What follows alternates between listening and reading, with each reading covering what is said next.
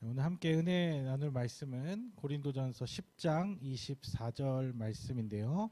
우리 다 함께 한 목소리로 읽도록 하겠습니다. 누구든지 자기의 유익을 구하지 말고 남의 유익을 구하라. 아멘. 오늘도 예배 가운데 나오신 우리 모든 성도님들 가운데 하나님께 주시는 놀라운 은혜와 사랑이 차고 넘치시기를 주님의 이름으로 간절히 축복합니다. 책 중에 그 기독교 서적 중에 생각대로 되지 않는 건 참 멋진 일이다라는 책이 있어요. 안호성 목사님이 쓰신 책인데 그런 의미에서 오늘 예배는 참 멋진 예배가 될 것 같습니다. 사실 원래의 계획대로 하면 지금 이제 전혀 다른 곳에서 예배를 드리고 있어야 하는데 사실 이제 그간에도 그 감사주의를 맞춰서 계획을 해놓고 사실 계속 가야 되나 말아야 되나 조금 마음의 고민이 있었는데 오히려 이렇게 같이 이 자리에서 함께 모여서 또 예배할 수 있어서 오히려 오히려 더 은혜가 되는 시간인 것 같습니다. 또 감사하게 또 이렇게 자발적으로 또 이렇게 오늘 예배 후에 아직도 다 이렇게 섬겨주셔서 오히려 더 풍성하고 복된 주일이 된 것 같습니다. 항상 우리의 생각과 계획을 뛰어넘어서 인도하시는 그 하나님의 손길이 우리를 오히려 더 큰 은혜로 인도해 줄 믿습니다. 특별히 감사의 의미를 되새기는 주일입니다. 우리가 찬양했던 것처럼 내 뜻대로 되지 않더라도 주 뜻대로 이끌어 주심을 믿고 늘 감사를 잃지 않으시는 우리 모든 성도님들 되시기를 주님의 이름으로 간절히 축복합니다. 네, 오늘도 계속해서 고린도전서의 말씀을 이어서 살펴보도록 하겠습니다. 자, 앞선 2주 동안 8장과 9장의 말씀을 통해서 이 바울이 음식에 관한 문제에 대해서 어떻게 권면하고 있는지를 살펴보았습니다. 오늘 10장도 마찬가지로 이 주제에서 이어지고 있는 내용인데요. 8장부터 이어지는 내용들을 좀 간략하게 잠깐 정리를 해보고 넘어가면 좋을 것 같습니다. 그러니까 지금 논의되고 있는 지금 고린도전서에서 논의되고 있는 이슈는 우상에게 제물로 바쳐진 음식에 관한 것이었습니다. 그래서 바울은 먼저 8장에서 먹는 것 자체는 우리를 더럽게 하지 못한다. 이 또한 그리고 우상이라는 것도 결국엔 거짓된 것들이기 때문에 거기에 우리가 영향을 받을 필요 없다라면서 아주 원론적인 답을 제시해 줍니다. 그런데 거기서 끝나지 않고 9장에 넘어와서 바울은 또 다른 관점을 제시하는데 어떤 옳고 그름에 이게 맞냐 틀리냐의 문제가 아니라 옳고 그름의 문제가 아니라 이 일로 인해서 혹시라도 믿음의 형제 자매들이 시험에 들거나 마음이 상하게 될 수 있으니 사랑하는 이 형제 자매들을 위해서 안 먹는 것이 더 좋은 일 아니겠냐면서 자신 같으면 절대 영원히 먹지 않겠다라고까지 이야기를 합니다. 그리고 그동안 자신이 이렇게 복음을 위해서 사도로서의 많은 권리들을 기꺼이 포기했었던 일들을 예로 들면서 이 음식에 대해서 절제할 것을 권면했다는 것이죠. 이제 그리고 나서 이제 10장으로 넘어왔는데 이 10장에서는 마찬가지로 이 음식을 절제하는 게 훨씬 더 좋겠다라는 또 다른 이유를 한 가지 제시합니다. 그 또 다른 이유는 무엇이냐면 혹시 모를 부정적인 영향, 안 좋은 영향을 내가 받을 수 있다는 것입니다. 이건 무슨 말이냐면 자기 자신에 대해서 너무 과신하지 말라는 의미라고 볼 수 있습니다. 자, 무슨 내용인지 오늘 이 10장에 이게 지금 이제 10장의 큰 한 대지라고 생각을 하고 10장에서 어떤 이야기들을 하고 있는지 좀 살펴보도록 하겠습니다. 그러니까 바울은 이제 10장을 시작하면서 갑자기 무슨 얘기를 하냐면 구약의 이스라엘 백성들이 했던 실수를 다시 언급합니다. 그러면서 이제 이야기를 시작하는데 읽어보겠습니다. 형제들아 너희가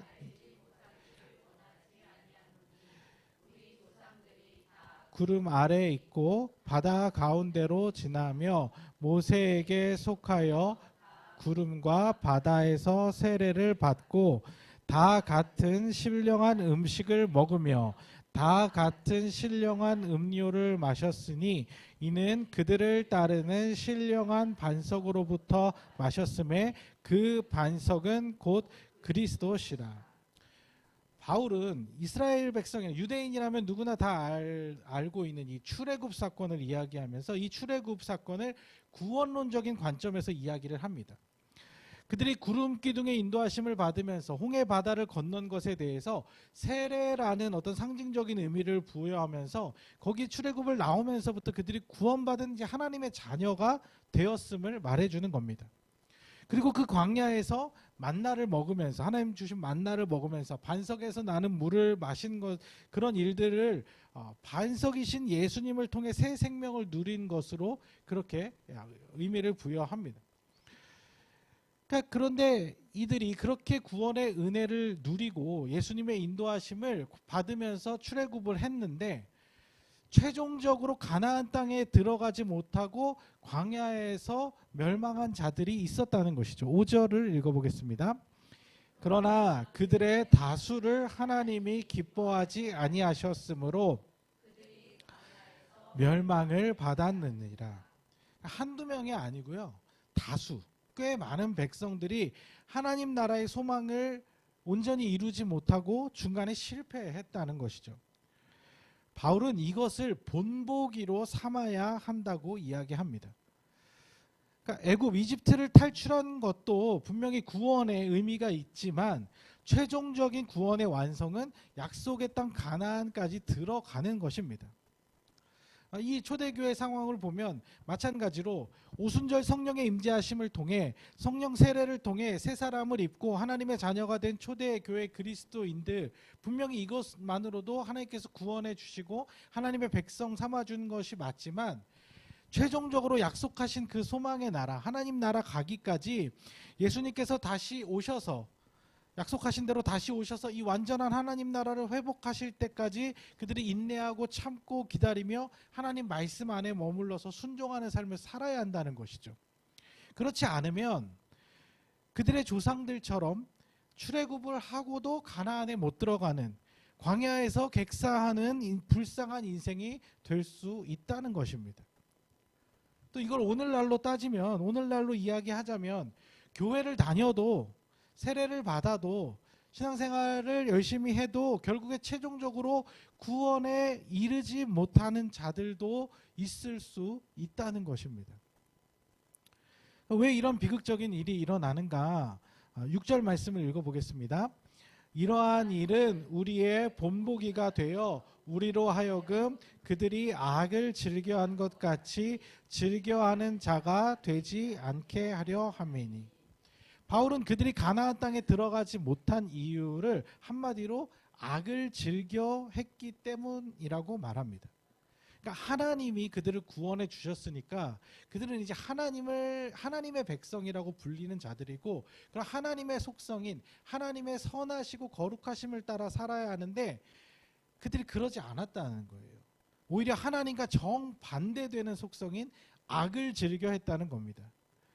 하나님은 선이신데 하나님과 전혀 상관없는 반대되는 악을 그들이 행했다는 것이죠. 그러면서 이제 그 악행의 내용에 대해서 쭉 이어지는데 7절에서는 우상숭배를 이야기하고 8절에서는 음행을 이야기하고 9절에서는 하나님을 시험, 하나님 테스트하는 것, 그리고 10절에서는 원망한 이야기들을 합니다. 이 이야기는 우리가 출애굽기와 민수기를 쭉 읽다 보면 그들이 광야에서 진짜 실제로 벌였던 일들입니다. 그 이야기들을 뭐 굳이 자세하게 설명하지 않아도 이미 이스라엘 백성들은 다 아는 내용이기 때문에 이렇게 이야기한 것이고, 오늘도 마찬가지로 오늘 설교에서 이 사건 하나하나에 대해서 자세히 살펴보지는 않을 거예요. 중요한 거는 그렇게 구원을 받고도 결국엔 구원의 땅에 이르지 못하는 자들이 우리가 생각한 것보다 굉장히 많았다는 것이죠. 한 세대 자체가, 여호수아와 갈렙 외에 대부분의 이스라엘 백성, 심지어는 모세까지도 들어가지 못하는 일이 벌어졌다는 거죠. 물론 모세가 어떤 하나님의 뜻을 행하지 않아서가 아니라 분명히 모세는 하나님의 뜻에 따라 인도했지만 그 광야의 과정 가운데 여전히 변화되지 않는 삶 속에서 구원의 땅에 들어갈 수 없는 자들이 생겼다는 것이죠. 그러니까 이집트를 탈출하는 게 다가 아니고 그게 중요한 게 아니라는 거죠. 이집트에서 나오면 노예로서 지내다가 나오니까 당연히 잠깐의 해방감은 분명히 있었을 것입니다. 하지만 그들의 눈앞에는 이집트 때보다 훨씬 못한 광야가 기다리고 있었어요. 하나님의 목적은 그들을 가나안 땅까지 이끄시는 거지 이집트 나와가지고 그 광야에서 살게 하려고 나오게 하신 것이 아니라는 거예요. 그렇다면 그들은 그 광야에서 이제 가나안 땅으로 들어갈 준비, 하나님 백성다운 삶, 여기가 정말 하나님 통치하시고 하나님 다스리신 나라가 되는 것을 훈련하고 준비했어야 되는데 그걸 하지 않았다는 것이죠. 그들은 하나님의 말씀에 순종하는 것에 익숙하지가 못했어요. 그들 자신들의 몸에 깊숙이 배어있던 이집트에서의 생활 방식, 이집트에서 배운 가치관, 그런 신앙관을 버리지 못한 거죠. 그러니까 유일하신 하나님만 섬겨야 되는데 자꾸 다른 우상들을 생각하고 왜냐하면 이집트에서는 이것도 신이고 저것도 신이고 막 다 그랬으니까 그런 생각들을 변화시키지 못했던 거예요. 그러니까 이집트를 탈출했다고 다 끝난 것이다라고 생각하면 큰 오산이죠. 그들에게는 남아있는 과제가 아주 많이 남아 있었습니다.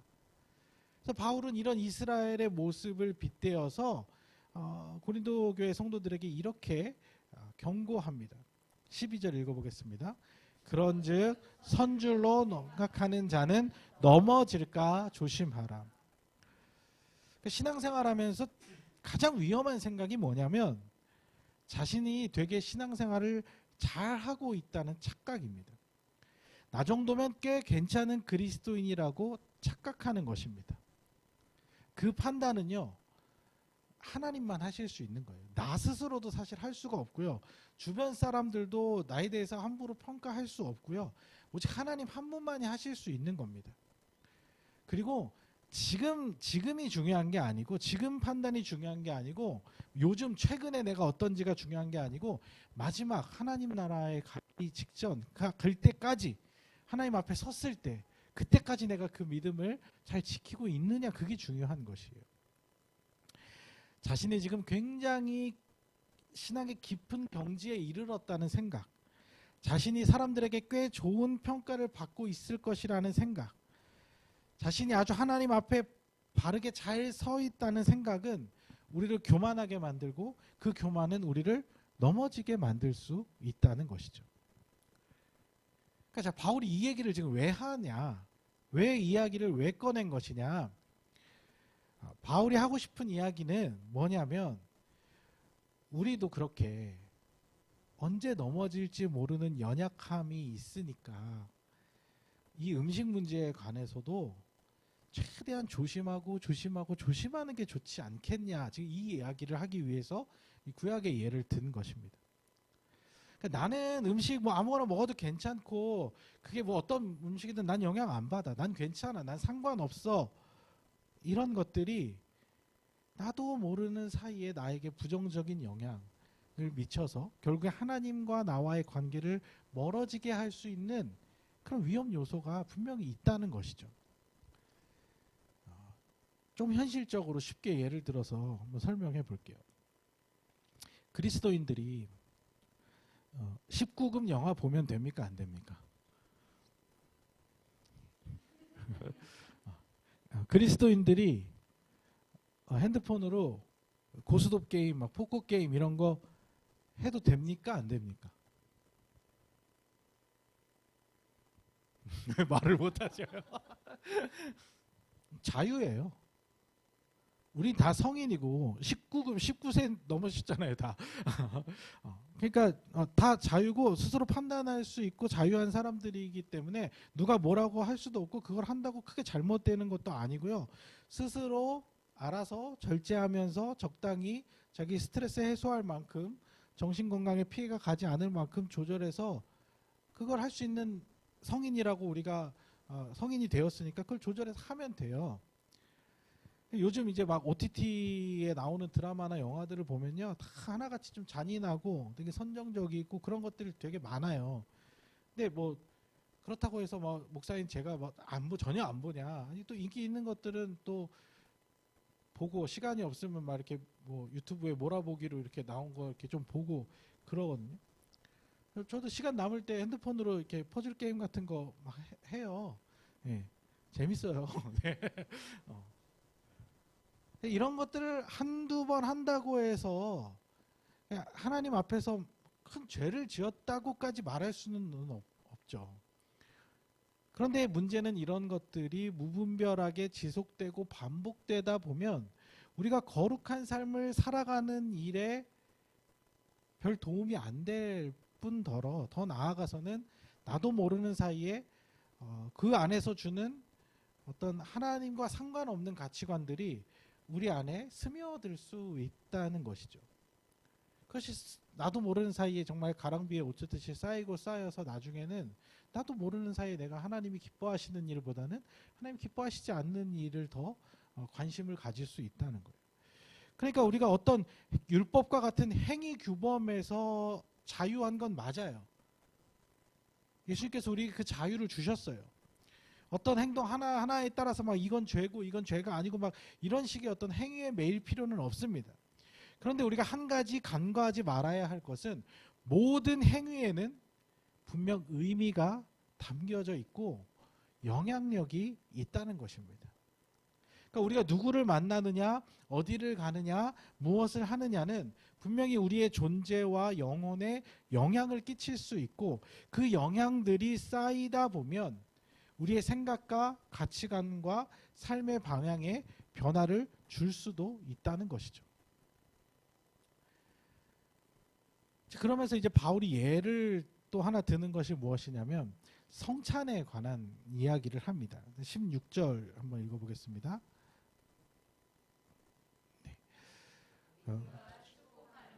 축복의 잔은 그리스도의 피에 참여함이 아니며 우리가 떼는 떡은 그리스도의 몸에 참여함이 아니냐.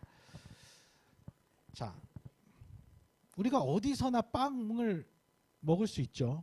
네. 또 어디서나 포도주를 접하게 될 수 있습니다. 오늘 뭐 집에 가면서 파리바게뜨 가서 빵 하나 사서 먹고 집에서 내가 그냥 빵 먹고 또 어떤 뭐 자리에 가서 포도주 한 잔 하게 될 수 있어요.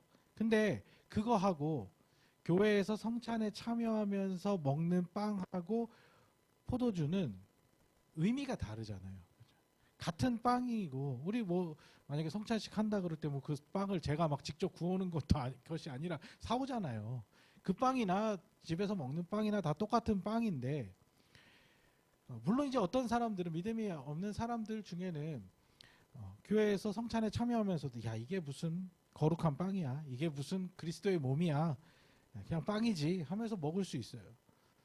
근데 그런 사람들도 그렇게 계속 지속적으로 이렇게 참여하다 보면 그 의미 앞에서는 계속 말씀을 전하면서 이것이 그리스도의 몸이고 예수님과 우리의 상관성에 대해서 말씀을 부여하면서 교회 안에서 그렇게 하는 것을 계속 참여하다 보면 영향을 받죠. 당연히 막 그 천주교에서 이야기하듯이 천주교에서는 빵이 이게 입에 들어가서 이렇게 넘어갈 때 이게 진짜 그리스도의 몸으로 바뀐다고 그렇게 그런 이야기를 하는데 그럼 좀 이게 이해가 좀 안 되는 부분이죠. 그런 게 아니라 우리는 그 안에 상징성을 부여해서 그것을 그리스도의 몸이라고 믿음으로 고백하고 이제 먹는 거잖아요. 근데 그거에서 의미를 부여를 안 하면서 그냥 먹을 수도 있지만 그게 그런 성찬에 계속 참여하다 보면은 거기에 이제 영향을 받게 되고 나도 모르는 사이에 분명 어떤 의미 부여가 된다는 거죠. 반대로 생각해서 그럼 우상에게 바쳐진 제물도 마찬가지 아니겠냐고요. 우리가 믿음을 가지고 예수님을 믿고 하나님의 백성이긴 한데 우상에게 바쳐진 제물도 그냥 우리가 아무 생각 없이 모르고 그냥 먹으면 모르겠는데 그걸 알게 되고 그리고 그거에서 내가 영향을 조금씩 받게 되고 그러면 그런 게 쌓이다 보면 결국에는 하나님의 관계된 것보다 하나님 반대된 것들의 영향을 받을 수가 있다는 말이에요. 왜냐하면 우상은 물론 아무것도 아닙니다. 허상입니다. 그런데 그 우상의 거짓 허상을 만들어낸 근원에는 사단, 마귀, 귀신적 속성이 분명히 나타나기 때문에 그런 거예요. 그래서 바울이 가급적이면 피하는 게 더 좋다고 이야기를 하는 거예요. 20절 읽어보겠습니다. 무릇 이방인이 제사하는 것은 귀신에게 하는 것이요 하나님께 제사하는 것이 아니니 나는 너희가 귀신과 교제하는 자가 되기를 원하지 아니하노라. 아니, 난 전혀 영향 안 받아. 나는 괜찮아. 난 내 믿음이 얼마나 확실한데. 나 이런 거에 흔들리지 않아. 맞아요. 그럴 믿음이 분명히 있습니다. 우리에게. 근데 아까 얘기한 것처럼 선줄로 생각한 자는 넘어질까 조심하라는 거죠. 스스로는 정말 자신할지 모르겠지만 바울은 정말 고린도 교회 성도들을 사랑하고 보호하는 마음으로 조심하는 게 더 낫지 않냐, 이런 말이에요. 여러분, 해도 되고 안 해도 되는 일이면 하는 게 좋습니까? 안 하는 게 좋습니까? 이거 뭐 이제 성향에 따라 다르죠. 근데 이제 바울은 이게 하나님과 상관없는 죄와 관련된 이런 것들이라면 해도 되고 안 해도 된다? 그러면은 안 하는 게 낫다는 거죠. 복음 전하는 일과 관련되고 하나님께 더 가까이 가는 것과 관련된 이런 일들이라면 큐티하는 거, 말씀 읽는 거 이런 거 해도 되고 안 해도 되는데 이런 것들은 하는 게 더 좋은 거고, 그 기준은 행위에 있는 게 아니라 그 행위가 무엇을 의미하고 있느냐, 무슨 의미를 담고 있느냐는 거죠. 23절과 24절 읽어보겠습니다. 모든 것이 가하나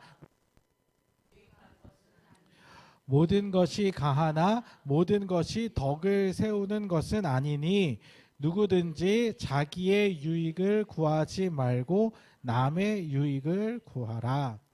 그래서 이제 결론이 뭐냐면 그리스도 안에서 이 자유를 자신을 위해서 사용하지 말고 다른 사람을 위해서, 또 이 다른 사람을 위한다는 것은 결국 하나님 나라를 위해서 사용하는 것이 가장 바람직하다는 겁니다. 그걸 스스로 판단하고 스스로 결단할 수 있어야 하는 거죠.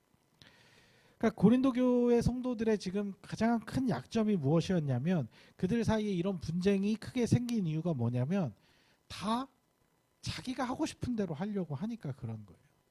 그러니까 자기만 그렇게 하면 되는데 또 남한테까지도 그렇게 하라고 강요하니까 그렇게 되는 거예요. 이거 어느 공동체나 어느 조직이나 어느 단체나 다 마찬가지예요.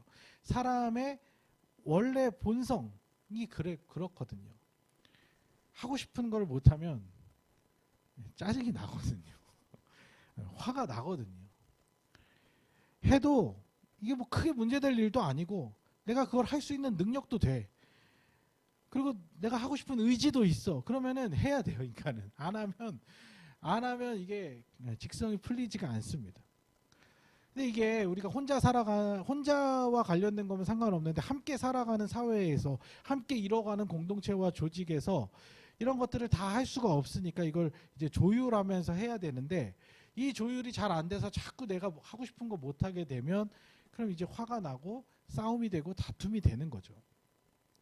뭐 가정도 마찬가지예요. 요즘 뭐 TV에 부부 문제나 뭐 가정 문제나 이런 것들 보면요, 다 싸우는 원인이 결국에는 여기서 출발하는 거예요. 남편이 하고 싶은 게 있는데 아내가 자꾸 못하게 하면요, 또 반대로 아내가 이거 정말 하고 싶은 게 있는데 남편이 그걸 못하게 하면, 반대 또 자녀는 막 이걸 꼭 하고 싶은데 부모가 그건 절대 안 되라고 막 못하게 이렇게 하면은 결국에는 가정의 갈등 속에서 싸움이 일어나고 가정이 힘들어지는 거예요. 그래서 이거를 조율을 해야 돼요. 누구한테 어떻게 잘 맞출 것인가. 근데 이거를 어느 한편에다가만 맞추기 시작하면은 그걸 맞춰주는 사람 쪽에서는 계속 지치고 마음이 힘들어지는 거죠. 그래서 그 맞춰주는 사람은 이게 불만이 쌓이다가 나중에 이제 막 결혼 생활 막 30년 40년 지나가지고 갑자기 막 독립한다 그러고 막 이런 얘기 나오는 게 이제 그런 것들이에요. 그러니까 다른 조직이나 공동체는 모르겠지만 우리는 그 기준을 분명히 맞출 수 있는 한 포인트가 있습니다. 그게 뭐냐면 31절을 읽어보겠습니다. 그런즉 너희가 먹든지 마시든지 무엇을 하든지 다 하나님의 영광을 위하여 하라. 분명한 기준은 하나님의 영광이에요. 하나님의 선하심, 하나님의 위대하심, 하나님의 존귀하심이 드러날 수 있도록 하기 위해서 자신이 가지고 있는 자유와 권리를 조금씩 양보하고 포기할 수 있어야 한다는 것이죠. 근데 이게 중요한 건 하나님이에요. 사람이 아니어야 되는 거예요. 그러니까 이게 사람 쪽으로 맞추면 누군가는 손해를 덜 보고 누군가의 손해를 많이 보고 이러면 그런 것들이 쌓여서 문제가 생기거든요. 그러니까 다 같이 포기하는 거예요. 다 같이 포기하고 하나님의 방법을 찾는 거예요. 교회는 목사가 제일 높으니까 목사하고 싶은 대로 해야 돼. 장로가 제일 나이 많으니까 장로한테 맞춰서 하면 다 돼. 아니면 성도들한테 맞춰서 가야 되니까 투표해서 무조건 다수결로 가는 거야. 이러면 언제라도 문제는 생길 수밖에 없어요. 사람 쪽에다 맞추는 게 아니라 다 같이 고민하고 생각하면서 기도하면서 이게 정말 하나님의 영광을 드러내는 일인가? 이게 하나님 정말 기뻐하시는 일인가? 그것이 맞다면 내 자유와 내 권리를 조금씩 다 서로가 각자가 다 포기하면 그럼 아름답게 하나가 되어 갈 수 있는 것이죠. 중요한 것은 모두가 함께 자기 권리를 스스로 포기하면서 하나님께 맞춰가는 겁니다. 누구는 손해보고 양보하는데 누구는 전혀 손해나 양보를 보려 하지 않는다면 결국 그게 사람한테 맞춰지는 게 되거든요. 그건 조율이 아니에요. 그건 고집이죠. 다 같이 자신의 생각과 방법을 내려놓고 하나님이 이번에 어떻게 하길 원하시는가, 우리에게 하나님의 영광이 나타나기 위해서 우리가 무엇을 해야 될까, 그렇게 한 발 물러서는 것이 중요한 그리스도인의 태도라는 것입니다. 이래서 신앙생활이 어려운 거예요. 이래서 교회 공동체를 아름답게 세워가기가 참 어려운 거예요. 왜냐하면 우리의 본성을 거슬러야 되는 일이기 때문에 그런 거죠. 여러분들 한번 생각해 보세요. 교회를 다니는데 교회에서 뭐를 할 때마다 다 내 생각대로는 안 해줘. 다 내가 하고 싶은 대로는 하나도 안 돼. 교회 다니고 싶겠습니까? 다니기 싫죠. 근데 우리가 하나님의 영광이라는 그 초점에 맞춰갈 때는 그럴 각오까지도 해야 된다는 거예요. 이거 내 마음대로 안 되네. 그래도 하나님의 영광에 맞춰졌으니까 가는 거예요. 계속. 그러니까 힘들죠. 매번 힘들죠. 교회 안에 왜 자꾸 분쟁이 생기고 다툼이 생기게 될까요? 자꾸 자기 생각대로 하려는 사람이 많이 생겨나니까 그렇게 되는 거예요. 처음에는 다 양보하고 맞춰가고 다 그랬는데 언제부터 한두 사람이 뭐 자신의 직분을 내세우고 자신의 경력을 내세우고 자신의 연차를 내세워서 막 자신이 하고 싶은 대로 이게 맞다고 이게 바른 거라고 계속 주장하기 시작하면 결국엔 그걸 통해서 하나님의 영광이 가려지고 사람들의 마음이 분열되기 시작하는 것이죠. 어쩌면 제가 제일 위험한 위치에 있는 그런 사람일 거예요.